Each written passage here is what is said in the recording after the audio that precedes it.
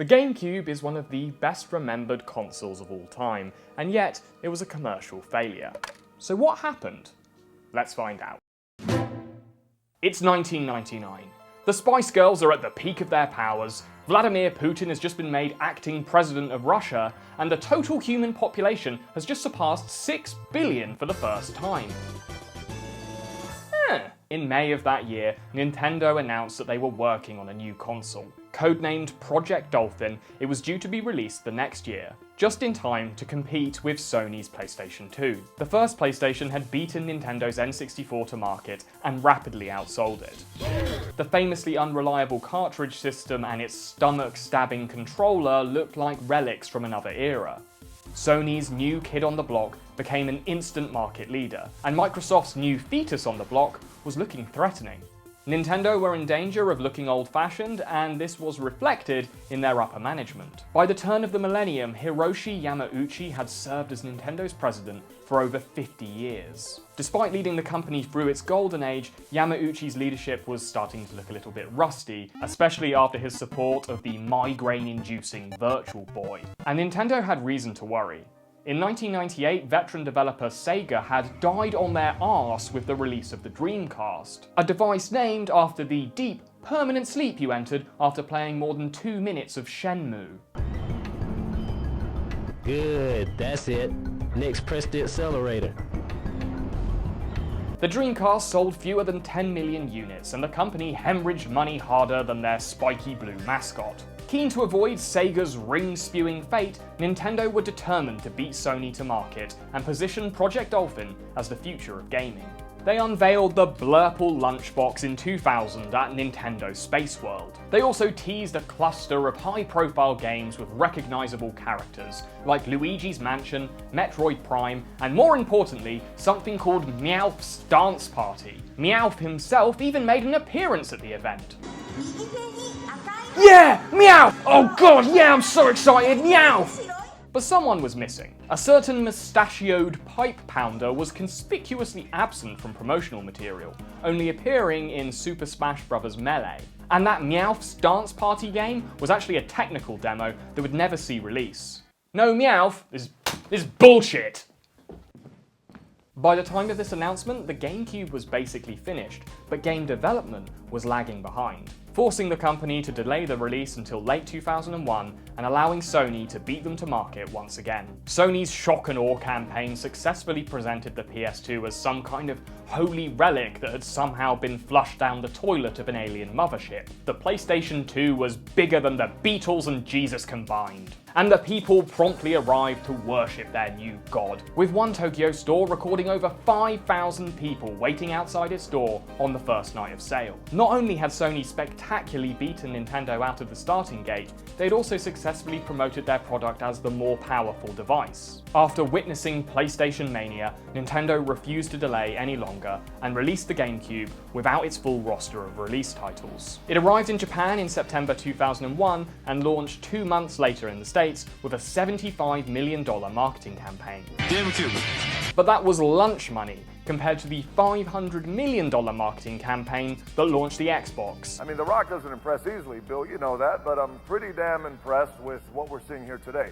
Rock, that is impressive. But they were Nintendo, damn it! They didn't need to spend loads of money telling people who they were, because they already had legions of loyal fans who were willing to wait all night just to sniff a pair of Wario's overalls. It's very realistic. It's better than any other system that I played before. In a launch promotion called What Would You Do for a GameCube, Nintendo encouraged their fans to publicly humiliate themselves to prove that they wanted the GameCube the mostest. One woman ate a GameCube made entirely of cat food. This guy attempted and failed to juggle a load of old Nintendo consoles. An imagination-starved cosplay couple went with the awkward public proposal, and this kid painted himself blue and ate a load of worm-filled dirt in an apparent ode to the yet unreleased Pikmin game. He won. But despite the fervour of Nintendo's worm-eating fans, the GameCube underwhelmed at launch. The games it arrived with just weren't good enough, and considering Microsoft's Battle briefcase premiered with the greatest launch title of all time, Yeah, I might want to use that sometime, Bill. Nintendo was looking worse for wear. They did have Luigi's Mansion, which people were excited about at the time, but looking back it was nothing more than a glorified tech demo where you ran around a dilapidated building sucking off ghosts. There was also the forgettable Wave Race Blue Storm and Rogue Squadron Rogue Leader, a game that was about as repetitive as its own title. But the one thing it did do, it did good. But then there was also Simian Sphere Simulator, better known as Super Monkey Ball, a terrific game where you'd guide a bubble-bound chimp around pieces of an exploded mini-golf course and a series of Japanese karaoke backgrounds, I guess. It was simple but brilliant, hiding genius design behind its cutesy aesthetic, much like the GameCube itself. To understand the cultish appeal of the GameCube, you only have to spend a little bit of time with one. Everything about it is designed to make you fall in love. The unique shape, the inviting indigo colour, and the satisfying buttons. Listen to that. It sounds good from here. It's good, yeah. Even the controller ports and the card reader were designed to look like cute little faces, which was only slightly undercut when you jammed a memory card in its little mouth hole. It didn't just look friendly either. Friendliness was built into its very function. Its small size, lightweight, and much mocked back handle made it uniquely portable. It was designed to be taken to a friend's house and played together. The GameCube controller, too, was a work of art. It was a reimagining of the N64 controller if it had been designed for human hands, losing the stomach-stabbing middle prong and attaching the nipple-like C-stick for 3D directional movement. Although it wasn't perfect. The Z trigger on the right side was a welcome addition, but there wasn't a corresponding one on the left side, which wrecked the controller's symmetry. It's free real estate. Nintendo also sold the first-party wireless controller, the Wavebird controller, finally allowing gamers to lay far back from the television and twiddle their C-stick as they fell into a blissful vegetative state. Unless, of course, you were playing Smash. Super Smash Bros. Melee was annoying to say, but brilliant to play. Its fast pace, roster of recognizable characters, blistering orchestral score, and the way the announcer guy said, game. Yeah, like that. It's certainly the title with the most lasting appeal, retaining a large, famously stinky fan base to this day. The only thing that it was missing was Meowth. Meowthlessness aside, Smash was one of the greatest multiplayer games of all time, forging as many friendships as it inspired rage-induced controller wire strangulations over your friend's overuse of Kirby's pound move. It's not fair, it's too good! It shifted 7.4 million copies over the console's lifespan, which was incredible, but necessary. You see, Nintendo were intentionally losing $20 for every console they sold. The idea being that Nintendo would shift more units under the cheaper price and would then make the money back selling their own self-produced games. Their Italian stallion finally squirted his way onto the GameCube in summer 2002 in the breezy Super Mario Sunshine, which was objectively the worst 3D Mario game, just saying. Still good, but it was the worst one. The life simulator cum cutesy soap opera antics of Animal Crossing arrived in September of the same year, with Metroid Prime following a month later, but ultimately their releases would end up being too few and far between. The GameCube just lacked the enormous libraries offered by their competitors, and this was down to its biggest little weakness, its tiny discs. These 3-inch wonders were a smart bit of design. They helped prevent piracy, drop production costs, and reduce load times, but they were only able to hold about 1.4 gigabytes of data, which was about a quarter of what competing discs could offer. The GameCube and its tiny discs are sobering proof that no matter how clever or innovative you think you are, size still matters. Because it was hard to stuff a whole game on one of its discs, many third-party developers didn't bother porting their games to Nintendo's system. And those that did make it across were often ugly, buggy, or just unnecessary. Like the dual-wielding drudgery of Die Hard Vendetta, a game whose major innovation was letting you take and murder hostages as the hero of the film series, John McClane. Yeah, weird. Hey pal, what happened? Bite my sack, will ya? Get out of here! Major studios like Acclaim and Eidos jumped ship, and in 2002, Nintendo lost the legendary British developer Rare, also known as Rareware. And this was really bad, because Rare, despite also making a load of child-friendly collectathons, they also made stuff like the N64's classic GoldenEye or the less good but still relevant Perfect Dark.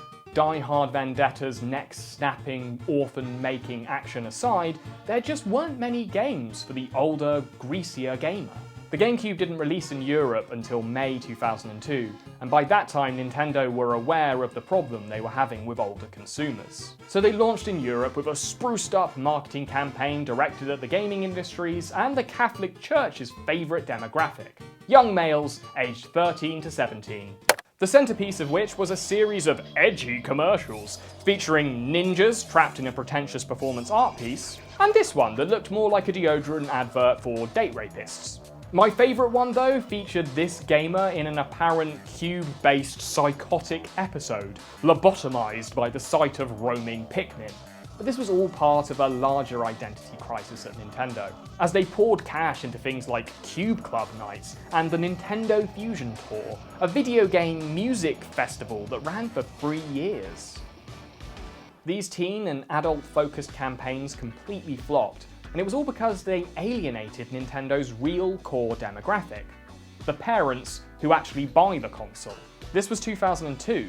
Grand Theft Auto Vice City's hooker-murdering antics had caused a tsunami of mainstream media hysteria. Skittish conservative parents were looking for the family-friendly console, and Nintendo were telling them that they weren't it. This was a major marketing misfire, because it was completely ill-suited for the cute kawaii device that they were actually selling. And Nintendo themselves admitted that they didn't really understand or approve of Western appetites for violent games, with one Nintendo executive quoted as saying, "Consumers don't want fun anymore, they just want to kill people in HD." The only other vaguely adult games that were available on the GameCube were things like BMX XXX, also known as Tony Hawk's Ho Skater, and the psychological horror masterpiece Eternal Darkness, Sanity's Requiem. Ooh, scary. Eternal Darkness was a genuinely creepy experimental game. It's all about an ancient power struggle between godlike creatures, including this pus monster from outer space, and their impact on 12 ordinary humans. It all takes place over 12 non-chronological levels, including one set in medieval Cambodia. Name literally anything else set then. The disorientating camera angles and spooktacular choral score actually got you wrapped up in the Lovecraft fanfiction storyline. But it's best remembered for its sanity meter, and the trippy effects that tried to convince you that your console had disconnected or erased your save files. It actively tried to fuck with you, and you've got to respect that. By 2003, the PlayStation 2 was well on its way to becoming the best-selling console of all time. In reaction, Nintendo reduced the price of the GameCube to a pretty extraordinary $99. And with not many big titles on the horizon, and with third-party developers jumping off their sinking ship, Nintendo had no choice but to focus on their loyal fans and sell them as much cheap plastic crap as possible. Like the DK Bongos, which could only be really used for this tedious rhythm game called Donkey Konga. Made with basement-level production costs, it arrived just in time for the holidays.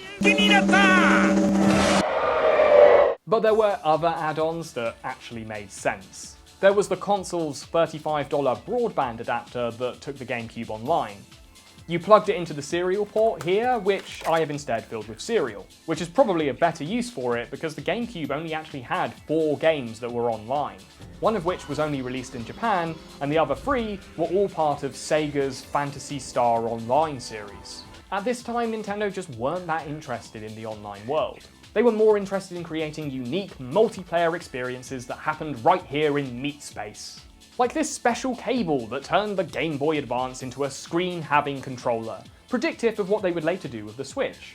You plug the adapter into this high-speed port here, which I have instead filled with several grams of high-quality speed. But by 2004, it was pretty clear that the future of gaming wasn't young and local, it was older and online.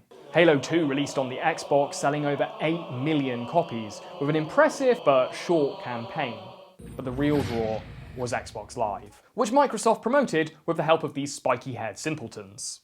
I've got to get this at my house. How do you do it? All about broadband, my man. You gotta have a high-speed internet service. Like DSL? What I love about these commercials is the complete contempt that the advertisers clearly have for the targeted audience, portraying them as monster, energy-addled man-children with anger issues. I can feel the energy flowing through the high-speed Ethernet cables.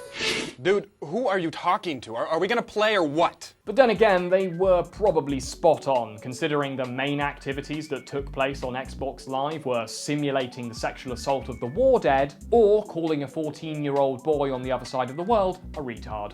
Truly, a golden age for gaming. One must learn before one can dominate. Forget that, let's play! The Xbox overtook the GameCube in sales, and by Christmas 2004, Nintendo were losing $180 million a year in hardware sales. Hiroshi Yamauchi retired and was replaced by Satoru Iwata, who had been instrumental in bringing Meowth and all the other inferior Pokemon to Western markets. Under his leadership, the company restructured, becoming more collaborative and experimental. But sales dwindled further in the console's twilight years, with very few titles getting an exclusive release. Resident Evil 4 was a notable one, but I never played it, and so I don't really care.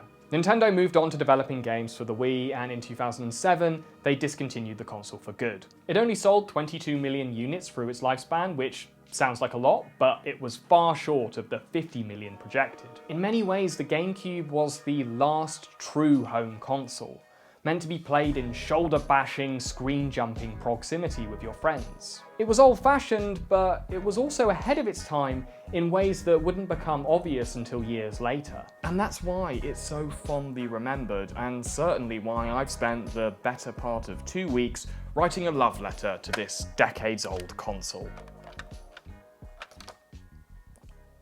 I filled the disk drive with beans. Just for a limited time, buy the Super NES Super Set and get 5 complete Mario games standard.